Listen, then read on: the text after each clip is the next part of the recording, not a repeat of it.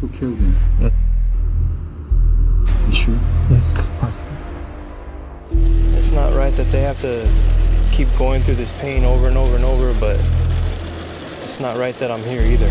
Were you the one who personally got him, or did you see him after? No, I personally arrested Patterson myself. What if you and your friends one night end up doing a truth or dare, and your friend dares you to kill someone, and one of you ends up becoming a murderer? You then accuse your friend, and your friend accuses you of being the real killer.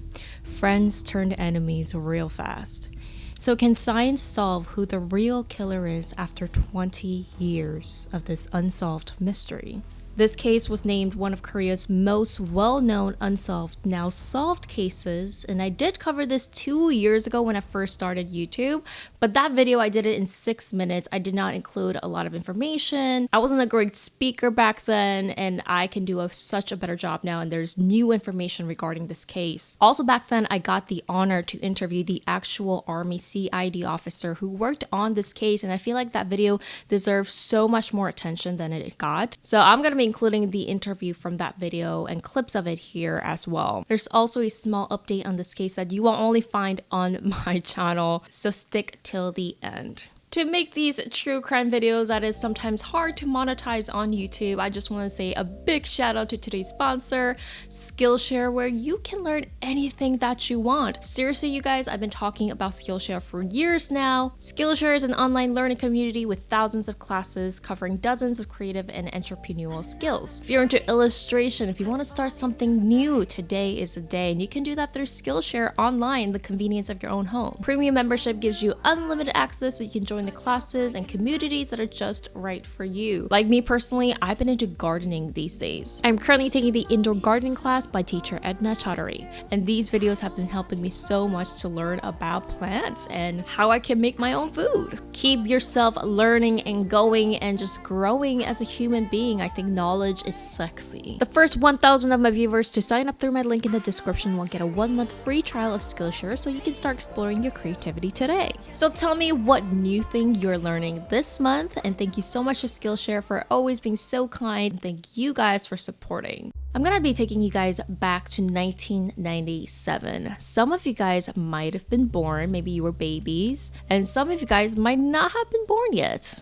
But the 90s, Korea was said to be full of nightlife, and typically Korea is a relative safe country to be going around at night. I've always been saying this. Korea is huge, or used to be huge pre-COVID, on 24/7 places. We're gonna be focusing on a town called Itaewon. Itaewon is known to be a famous foreigners town in Korea. If you go there, you will see so many foreign restaurants. You will see different ethnic background people living there, coming there, and it's a huge party scene there as well. I've been there many times to party at night. But apparently there's also a dark history of how Itaewon came to be. Now there's many different stories throughout the years, but one of them is during the Japanese colonial era in Korea, where Japanese soldiers broke into Korea Buddhist temple in Itaewon and impregnated the Korean nuns, leaving the Korean nuns to have children that was half foreign. And then fast forward to more modern days, because of the US Army base in Yongsan, which is very close to Itaewon, soldiers would settle near that area, gradually growing it to a western town. If you're a Korean from Korea, you all know that Itaewon used to have a bad rep. Whenever you mention Itaewon to Korean parents, you're gonna go there, they'll be like, oh my god, be careful there, don't go there at night. It used to be like that kind of a place because they say that a lot of soldiers and foreigners would get rowdy there. Like a lot of foreigners would party and get into a lot of fights, and it just seemed very foreign to a lot of Koreans. Of course, that reputation today is no longer there anymore. Itaewon is a hot spot for people to go there to experience things new,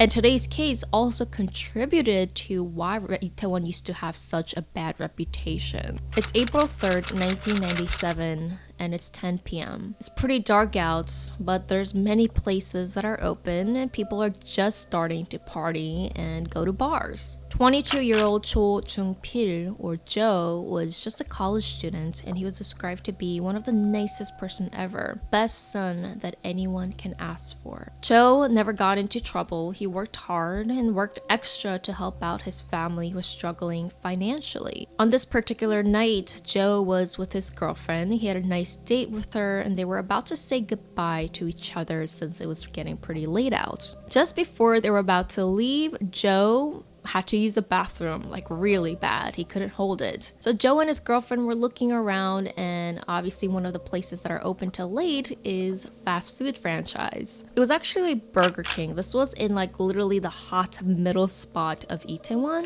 It's no longer there anymore, but there used to be Burger King there. So the couple goes in and Joe decides to use the bathroom, and Joe's girlfriend orders just quick drinks for them to just end the night. This particular spot was said to be very popular for a lot of people who've been drinking, you know, late at night to come and get some quick food. So there were a lot of young people inside at this time. Joe's girlfriend ordered the drinks. She sat down and she was waiting and waiting and waiting. Minutes passed by, and her boyfriend that was just supposed to pee really quick never came out. So she decides to go near the bathroom to check up on her boyfriend, and that's when she sees this random man walk out of the male bathroom in shock, and he had his face covered, wide-eyed like he saw a ghost. She knew in her guts that something was wrong. She went inside the men's bathroom and saw a pool of blood. The person lying there lifeless was unfortunately her boyfriend, Joe. She said she tried to stop the bleeding somehow, but it was just too late. It was too much. The police was called, and now the crazy investigation begins. At the hospital, Joe was pronounced dead, and it was the last time the family and the girlfriend would ever see him again. Joe's autopsy results were shocking because there were 3 large stab wounds on the right side of the neck, 4 times in the left, and 2 times in the chest. To the parents and girlfriend, like, Joe had no enemies. He was the most kindest, innocent, hardworking person ever. He had no beef with anybody. Now here's some of the clip of the interview that I did with Mr. Tom Barnes, who was the actual investigator back in 1997 who investigated and arrested Patterson himself. Were you at the Burger King crime scene before they cleaned it up? Yes, I was. The floor was covered in blood, and the walls were covered in blood too, because the victim, after he'd been stabbed, he was stabbed in his carotid artery. This blood squirted all over the walls in the Itaewon Burger King restroom. This news spread like wildfire in Korea. It was already known to be a rowdy area.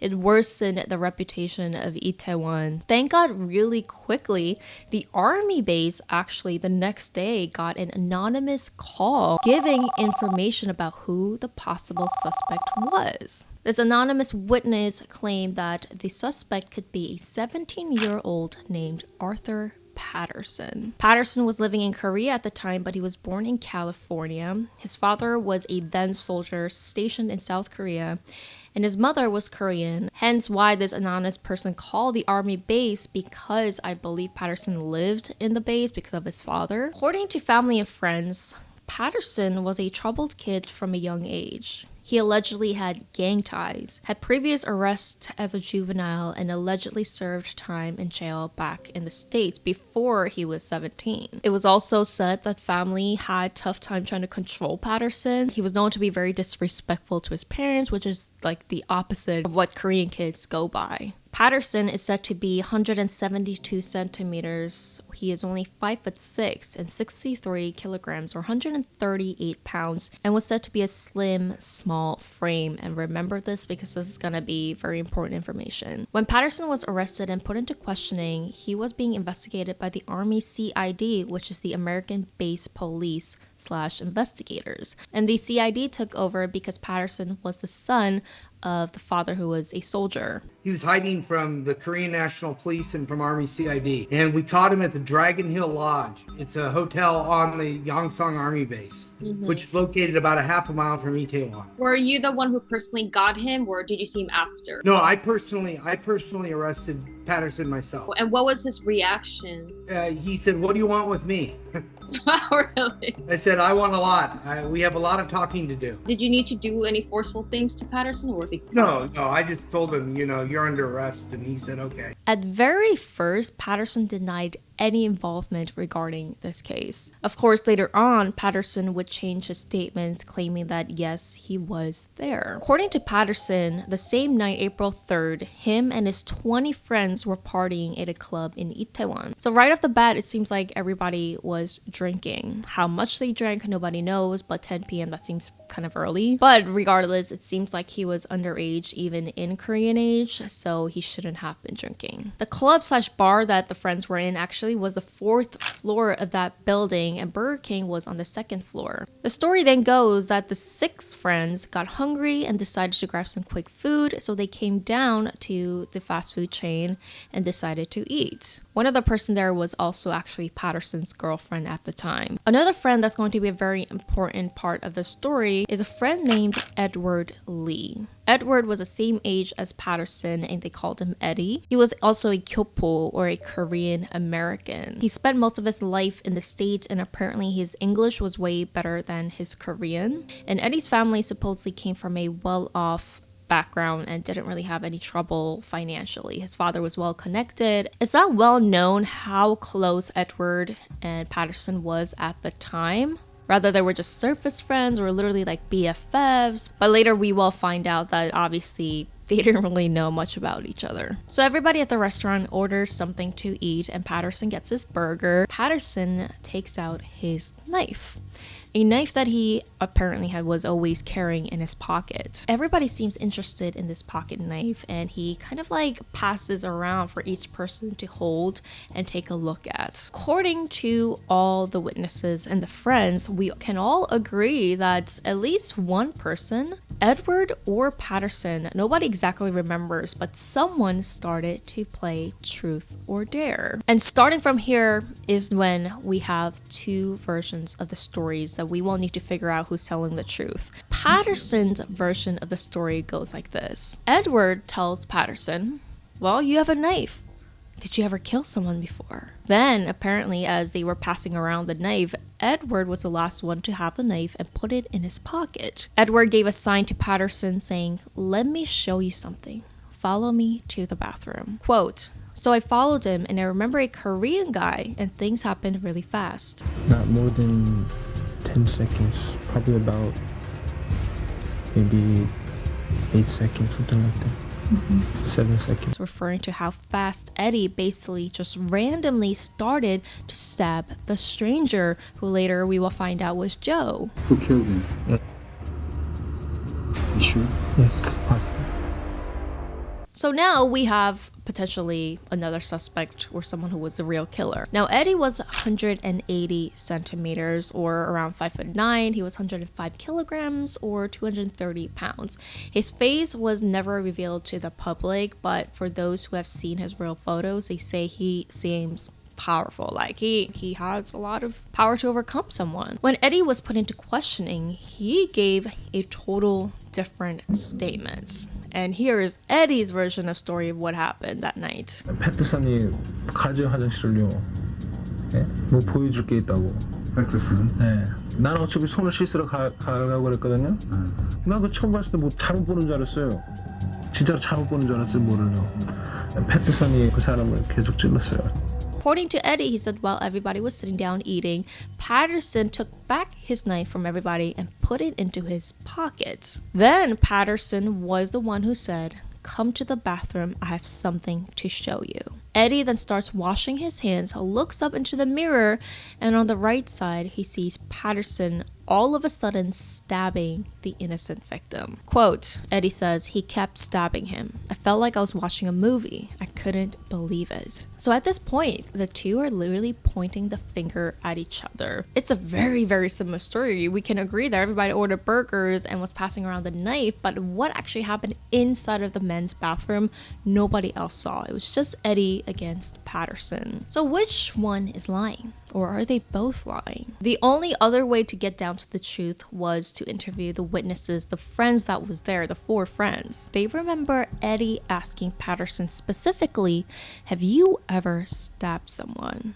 And to me personally, and to a lot of people, it seems like as if Eddie was the one kind of provoking, I don't know what word I should use. As Patterson was showing off the knife, probably it seems like he was the type to do that all the time. Like, yeah, well, I'm tough. Like, I carry around a knife, and and Eddie was the one to be like, well, if you carry a knife, have you ever done this? Like, have you ever done that? And started to kind of test Patterson, test his ego, test to see how really tough of a guy he is. Now, regarding who was the one who said, let me show you something in the bathroom, the 4 witnesses all say things differently, and some say they don't even remember exactly what happened. So that part was also unreliable. But the friends do remember after the bathroom incident, Eddie started to run out, come back to the food table, and the friends were like, wait, why do you have blood on your shirt? Eddie was actually wearing a white shirt that day, and friends remember the blood stains being as if someone like spray painted red on his shirt. When the friends asked what happened to Eddie, he says, we stabbed someone. And another statement from a friend claims that Eddie said, Patterson said he did it for fun. On the other hand, Patterson never returns to the table, and he runs to the club bathroom, which was in the 4th floor. By this time, Patterson is at the club bathroom, and he's washing his hands and trying to rub the blood off. One of the friends sees what happens and goes to the bathroom to see what happened. And apparently Patterson was in a frantic, and he wanted to exchange clothes with his friend, and his friend agrees and actually gives him his hat and like a jacket he was wearing so Patterson could cover up the blood on his shirt. Then Patterson runs and goes to the army base, burns his shirt, and throws away the knife in the nearby sewer. Now, according to Patterson's side, he says that Eddie did it, so why did he have the knife? Now, Patterson claims that he picked up the knife after Eddie stabbed the victim because it was his knife and he didn't want to get accused for it later on. The only thing we took of Lee's was his shoes, and his shoes had minor blood spatter on them. He left his shoes outside of his house. So we went to his house to look for him, and we looked down and we saw the blood on the shoes, and so we just took them. Oh my god. And you guys arrested them right at the spot. Yeah, actually Lee turned himself in.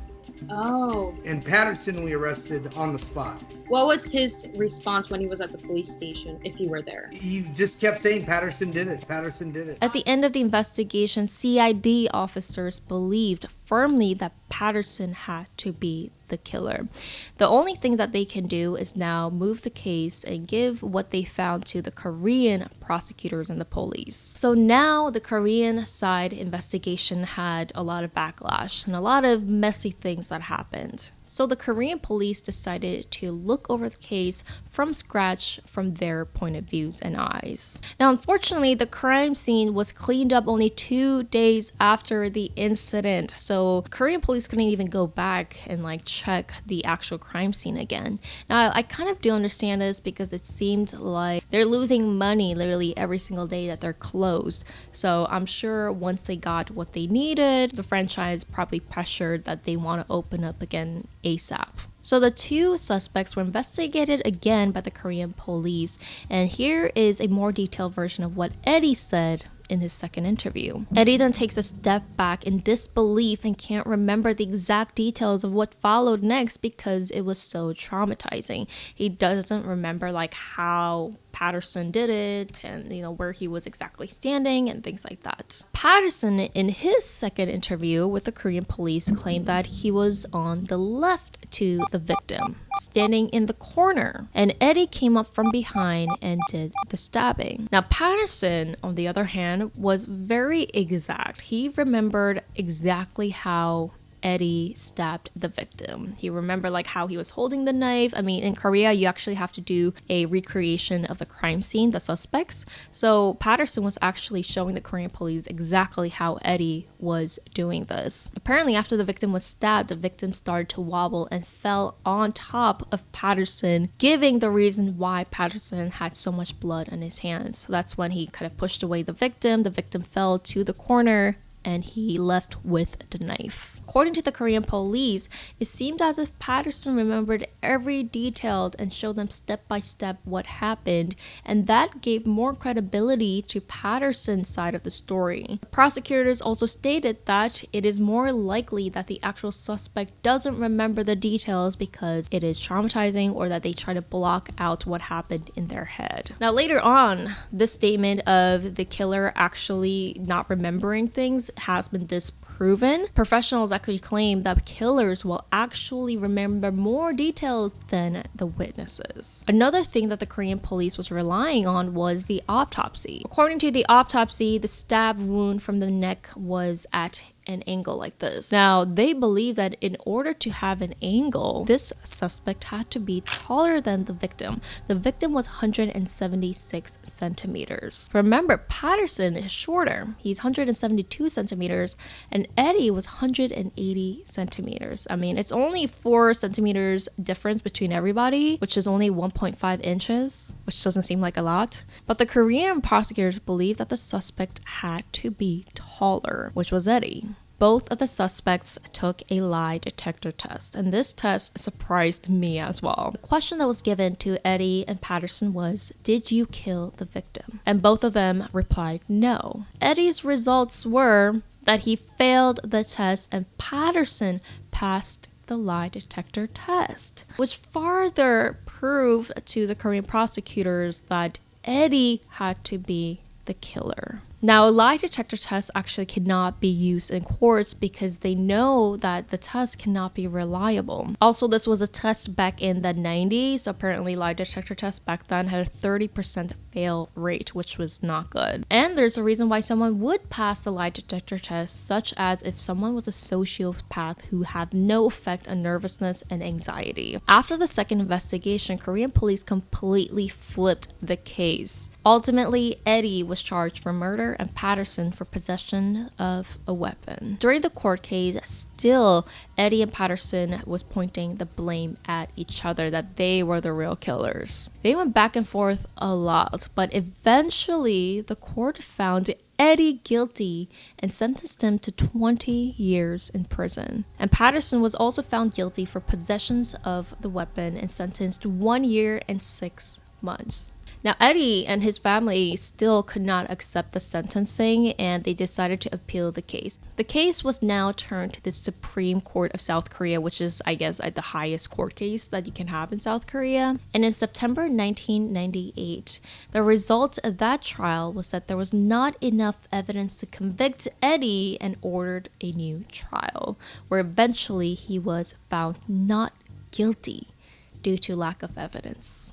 So now, you have to find the real killer. If there's not enough evidence for Eddie, they now have to investigate Patterson. But surprise, surprise, when they were trying to find Patterson, they found out that Patterson was no longer in South Korea. Apparently, 1 month prior to Eddie's sentencing, where he was found not guilty, Patterson was released from jail. Patterson found out that he no longer had a travel ban on his name, and apparently travel ban was put under Patterson's name, but this travel ban only lasts for 3 months. So the prosecutors have to renew this ban every 3 months. Now, in that short time frame when Patterson did not have a travel ban under his name, he left to the States to never come back to Korea on his own. There is a lot of rumors of how Patterson knew that short time frame that he had no travel ban under his name, but regardless, he went back. After that, supposedly, Patterson could not be found, tracked, and he was gone.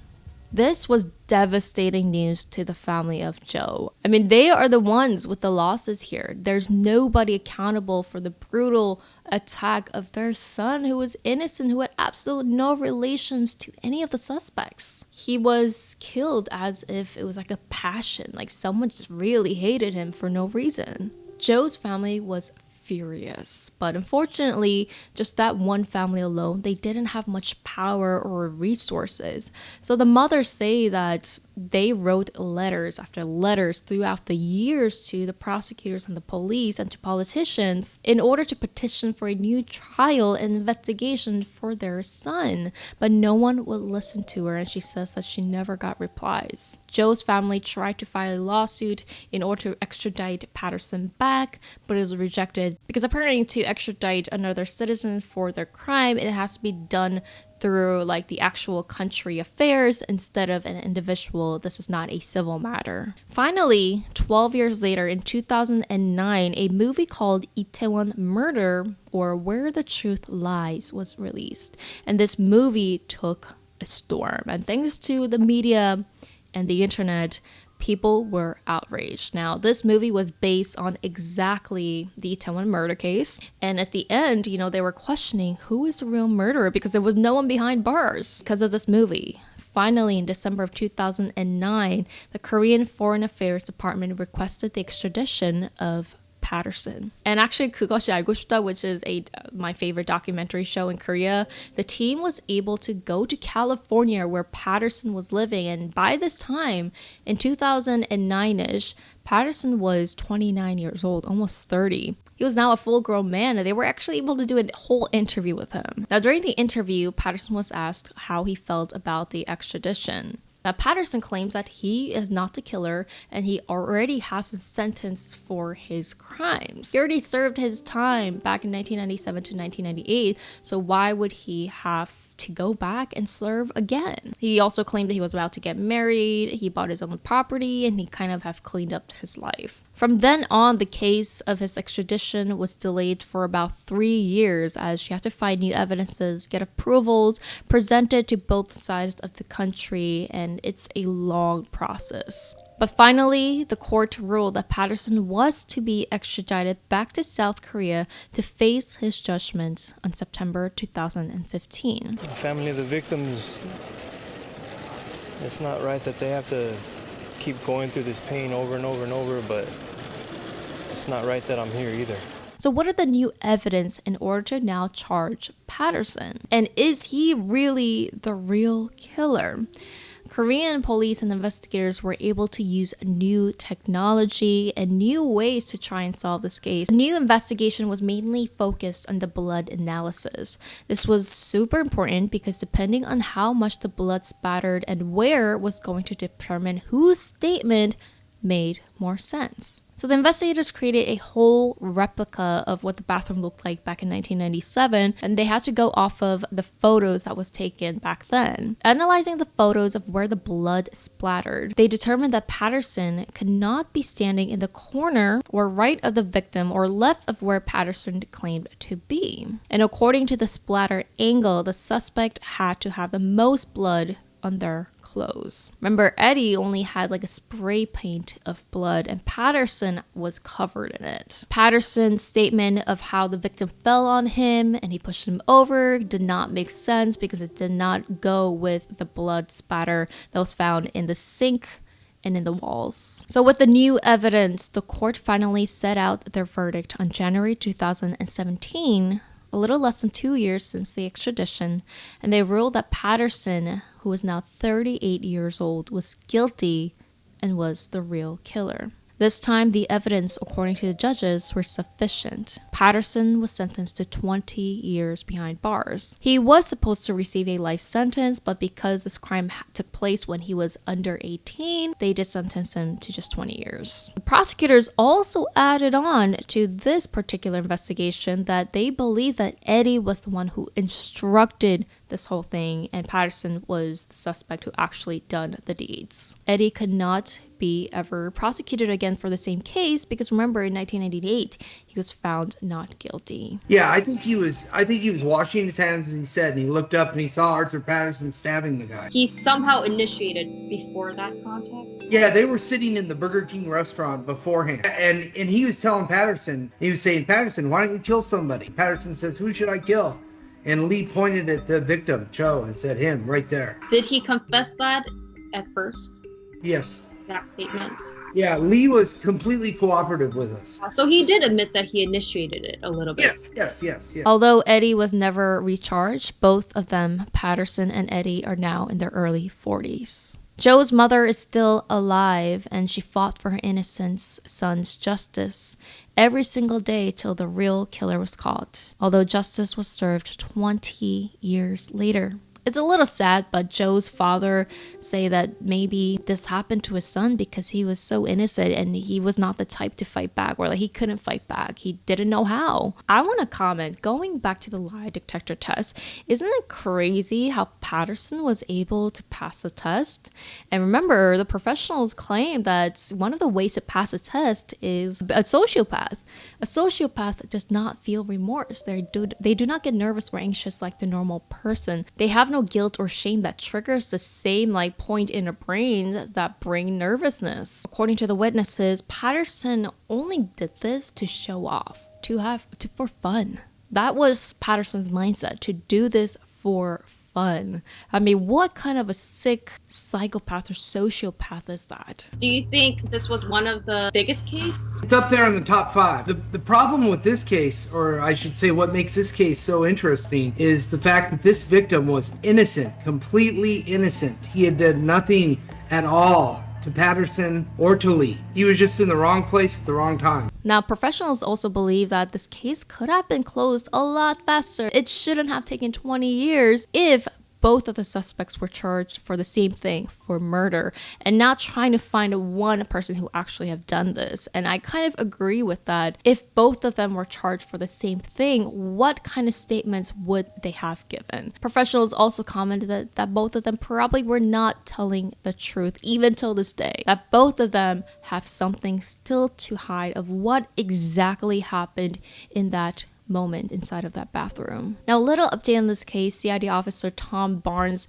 actually tried to meet Patterson recently. I believe this was pre-COVID in 2019. He was in South Korea. He tried to go and visit Patterson in prison, and he actually showed up. He did not alert Patterson that he was coming beforehand, and once Patterson came to the visiting room and saw Mr. Tom Barnes, according to Mr. Barnes, Patterson did not want to have anything to do with him, and as soon as he saw his face, he wanted to leave. But I wonder why Patterson did not want to see him. I just wonder what, as a detective, your reaction is when you do see the victims' families. I feel sad for him. I feel sad for him. Cho's mother said the last time that she saw us, she says, "I used to hate all Americans. Now I only hate Patterson." That it was his individual actions that caused the murder of her son. But I would love to know what you guys have thought about this case. And again, a huge thank you to Mr. Barnes for interviewing. If you want to watch the full interview with the CID officer, Mr. Barnes, I'll leave a link down below or in the cards so you guys could check that out, show some love. See you guys in my next video.